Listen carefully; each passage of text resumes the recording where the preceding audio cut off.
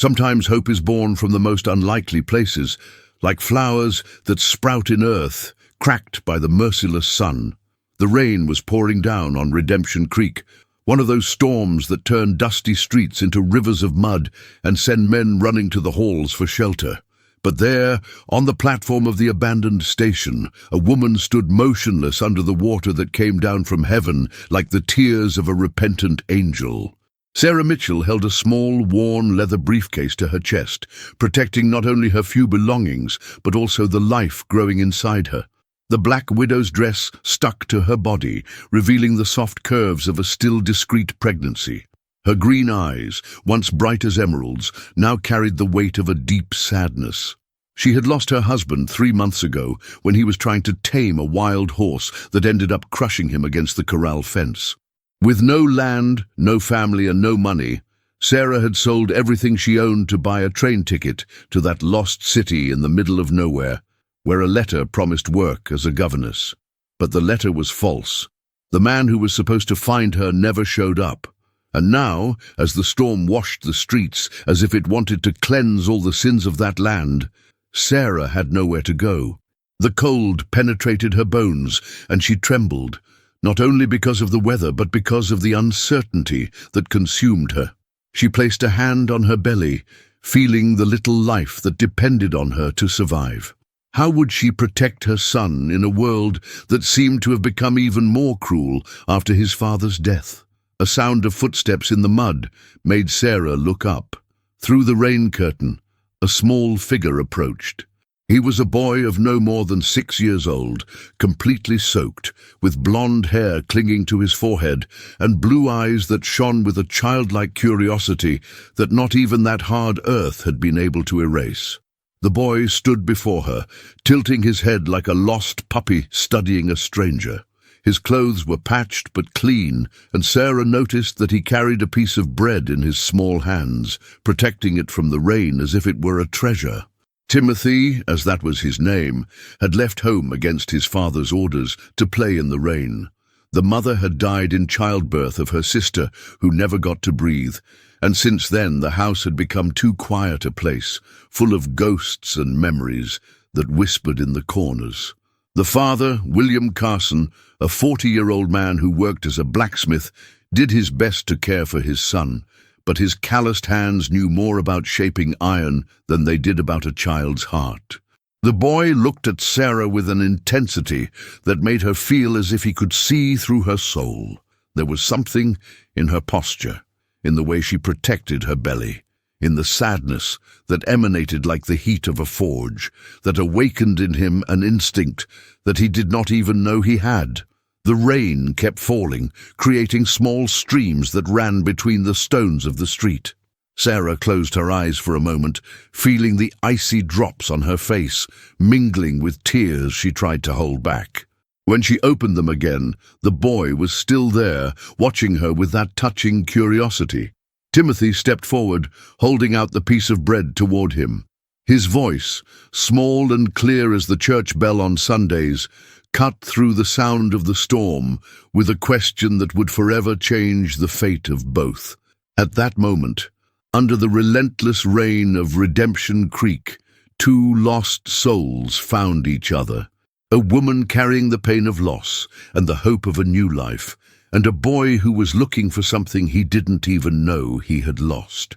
The storm that united them would also be the same one that would take them towards a home that neither of them imagined possible. A child's kindness can open doors that adults have locked long ago with their misgivings and fears.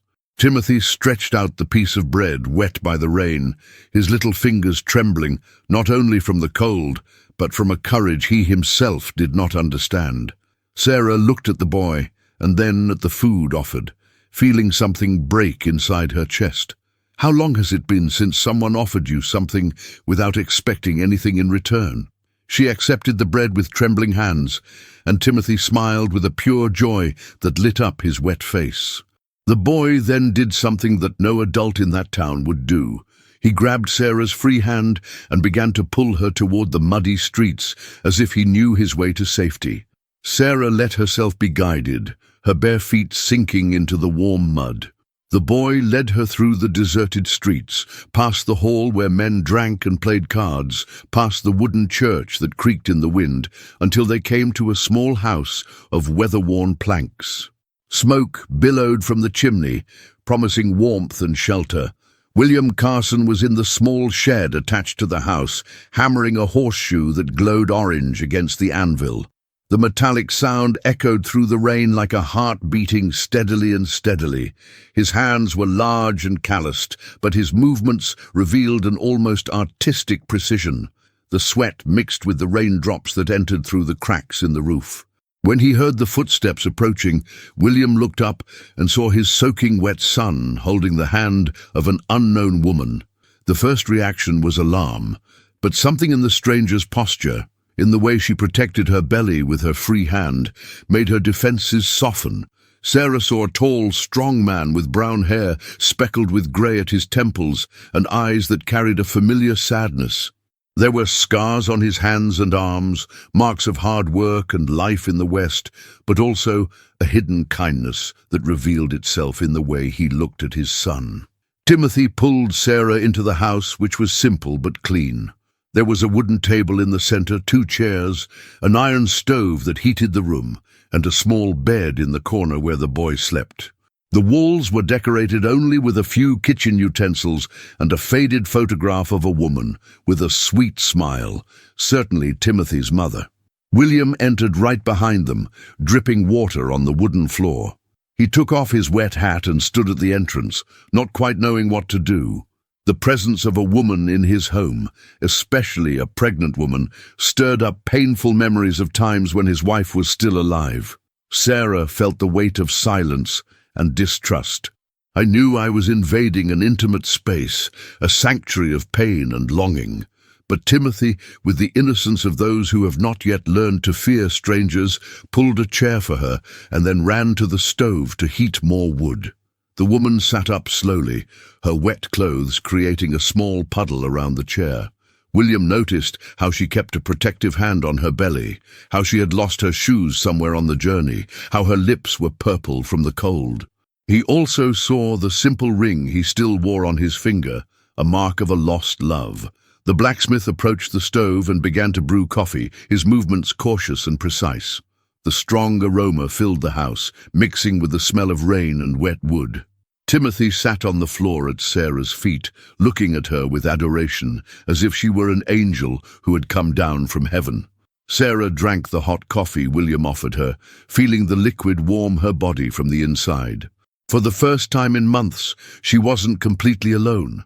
There was a roof over his head, warmth around him, and 2 people who, even though they were strangers, had shown more kindness than many acquaintances. William watched the woman as she drank, noticing how her hands trembled not only from cold, but from exhaustion and fear.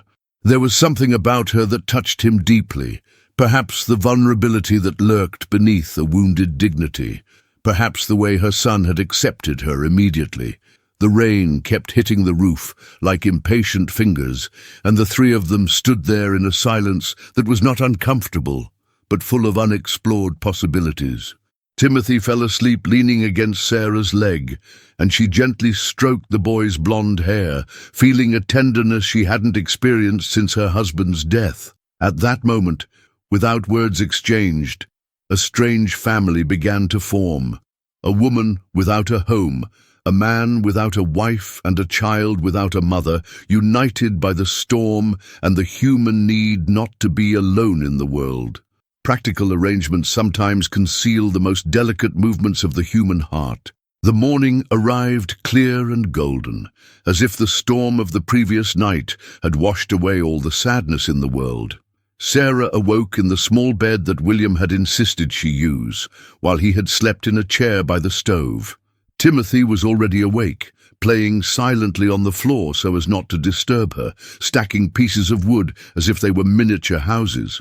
William was making coffee and oatmeal when Sarah got up, still wearing the black dress that had dried overnight.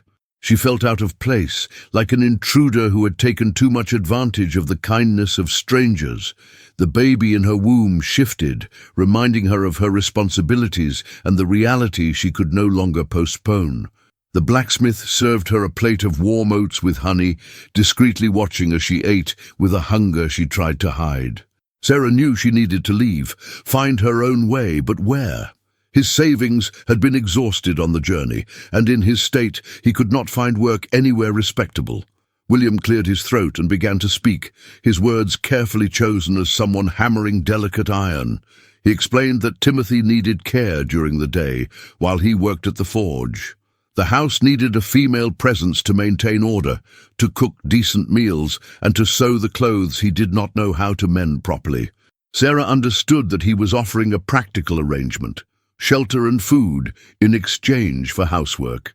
It was not charity, but a fair deal that preserved the dignity of both. She accepted with a silent nod, feeling a relief that almost made her cry. The first few days were spent in a careful dance of routines and discoveries. Sarah would wake up early to prepare William's coffee before he went to the forge. She cooked simple but tasty meals, cleaned the house with the affection of someone who finally had a place to call home, even temporarily. Timothy followed her like a faithful shadow, helping with small chores and filling the silence of the house with his innocent conversation. The boy spoke about his dead mother, with a heart-wrenching simplicity for Sarah, describing how she sang while cooking and how soft her hands were when she put him to sleep. William watched these interactions from a distance, noting how Sarah responded naturally to her son's affection. There was a genuine tenderness in the way she folded her clothes, how she prepared her favorite dish, how she brushed her hair before bed. Timothy was blooming under her care, smiling more than he had since his mother's death. The nights were the most delicate moments. After Timothy fell asleep, Sarah and William would sit on opposite sides of the table, him repairing tools or reading a worn-out book, she mending clothes or knitting small pieces for the baby to come. Few words were exchanged, but there was comfortable company in the shared silence. Sarah began to notice small gestures of consideration from William. He left extra wood near the stove on the coldest nights. He brought wildflowers when he returned from the fields, pouring them into a glass of water without saying anything. He repaired a chair that creaked when she sat down, working on it during the night so as not to disturb her. The blacksmith, in turn, noticed how Sarah took care of the little things that made a difference. Her meals had flavors he had forgotten, seasoned with herbs she picked in the backyard. The house smelled of fresh bread and lavender. Timothy laughed more, slept better, grew stronger under her maternal care. One afternoon, while Sarah was washing clothes in the tank behind the house, Timothy came over and placed a small hand on her rounded belly. The baby kicked at that very moment, making the boy jump in surprise and then laugh with joy. Sarah held his small hand over her belly, allowing him to feel the life that moved inside. William, who was returning from the forge, stopped at the back door and observed the scene. There was something deeply touching about the image of the pregnant woman and the boy connected by that moment of discovery.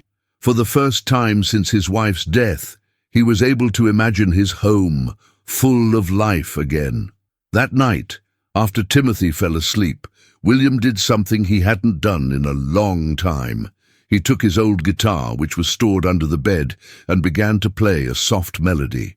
Sarah stopped sewing to listen, and for the first time since she had arrived, a real smile lit up her face. The music filled the small house like a blessing, uniting three lonely hearts in a harmony that neither of them had dared to hope for. Outside, the stars shone over Redemption Creek, silent witnesses of a love that was beginning to sprout like a flower in the desert. The most wounded hearts often recognize each other through invisible scars that only love can heal. The weeks turned into months, and Sarah's belly grew like the full moon on the desert horizon. Winter came to Redemption Creek with biting winds and frosty mornings blanketing the windows with ice. The small house became a refuge from the cold, warmed not only by the fire of the fireplace, but by the presence of three people who were learning to live as a family. Timothy had begun to call Sarah mother in a natural way, without ceremonies or questions. The word came from her lips as if she had always been there, waiting for the right person to receive her. Sarah felt her heart tighten with emotion every time the boy ran into her arms at the end of the day, telling her about his adventures in the backyard or about the birds he came to feed at the window. William watched these scenes with a mixture of gratitude and melancholy. His house had come back to life. Laughter echoed through the walls that had previously known only heavy silences. But something deeper was growing in his chest, something that frightened him for the intensity and vulnerability it brought. One morning, Sarah felt the first contractions while preparing coffee. The pain came like a wave that bent her on the table, causing her to spill the flour she was holding. William, who was preparing to go to the forge, ran up to her and helped her sit down. Timothy, still in his nightgown, appeared worried, asking if she was okay. The delivery lasted almost a full day. William told Timothy to stay at the house of Mrs. Martha, the nearest neighbor, while he himself helped Sarah through the contractions. His calloused hands, accustomed to shaping hot iron, now held hers with a delicacy she didn't even know she had. When they finally heard the baby's first cry, William felt something break and rebuild itself at the same time inside his chest. Sarah held her newborn daughter, a small but strong girl with dark hair like her mother's and powerful lungs that filled the house with life. Timothy ran back when he heard that the baby had been born. He climbed onto the bed carefully and looked at his sister with absolute adoration. He asked if he could touch her, and when Sarah allowed him, he stroked the little head with fingers as delicate as feathers. Sarah named the girl Hope, because that's what she stood for. A new chance, a new beginning, proof that life goes on even after the greatest losses. William held the baby for the first time that night, feeling the tiny weight in his arms as if carrying the whole future of the world. The days that followed were a mixture of exhaustion and joy. Sarah recovered slowly, cared for by William with a tenderness that surprised her. He would wake up during the night when Hope cried, taking her to Sarah to nurse and then lulling her back to sleep. Timothy took on small responsibilities as a proud older brother, reaching for clean diapers and humming made-up songs for the baby. One afternoon, while Sarah was nursing Hope in the rocking chair that William had made especially for her, Timothy approached her with a question that had been hanging in the air for weeks. With the seriousness of a child who thinks deeply about the important things, he asked when William was going to marry Sarah, because real families had married fathers and mothers. The silence that followed was laden with unspoken truths. Sarah continued to rock Hope, but their cheeks flushed slightly. William stopped repairing the boot he had in his hands, his tools forgotten on the table. That night, after the children had fallen asleep, Sarah and William sat at the table as they had so many times. But this time, the words that needed to be spoken weighed down in the air like storm clouds. William spoke first, his voice low and charged with emotion that he always tried to hide. He said he had lost his wife and thought he would never be able to love someone again. He said that Sarah had brought light to her dark home, and that Timothy had flourished under her care like a plant that finally finds water. He said that Hope was not a daughter of his blood, but that he loved her as if she were, and that he could no longer imagine his lives without them there.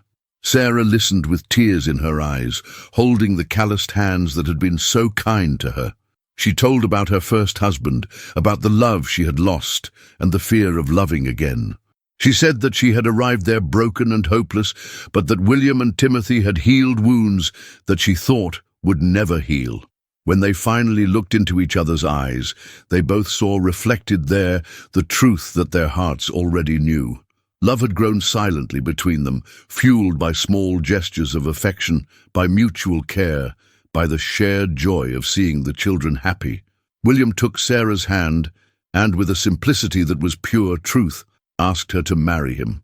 Not with flowery words or grandiose promises, but with the honesty of a man who had learned that true love is built day after day in small acts of kindness and companionship. Sarah responded with a whispered yes, sealed with a kiss that brought the taste of tears of joy and the promise of better days. Outside, the snow began to fall gently, covering Redemption Creek with a white cloak that seemed to bless the new love that had been born in that small house warmed by hearts that had learned to trust again. True love does not repair what has been broken, but builds something entirely new on the foundations of hope.